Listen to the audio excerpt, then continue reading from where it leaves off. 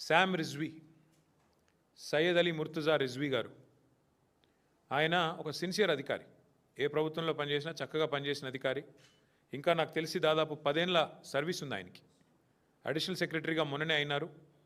అంతా బాగుంటే ఈ దౌర్జన్యాలు, దుర్మార్గులు ఇట్లాంటి వాళ్ళు లేకపోతే ప్రభుత్వాన్ని నడిపే వాళ్ళకి సోయి ఉంటే బహుశా క్యాబినెట్ సెక్రటరీ స్థాయిలో, అంటే భారతదేశంలోనే అత్యున్నత స్థాయి ఒక ఐఏఎస్ అధికారికి క్యాబినెట్ సెక్రటరీ, ఆ స్థాయికి పోయే అవకాశం ఉన్న అధికారి సయ్యద్ అలీ ముర్తుజా రిజ్వీ.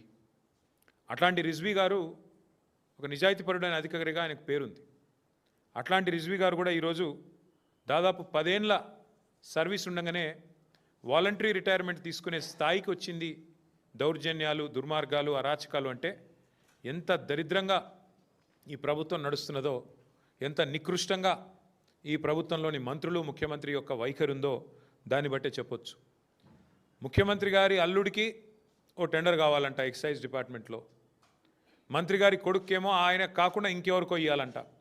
సో ఇద్దరు పంచాయతీ అన్నమాట. ముఖ్యమంత్రి గారి అల్లుడు, మంత్రి గారి కొడుకు. 500 కోట్ల టెండర్ పంచాయతీ ఇది.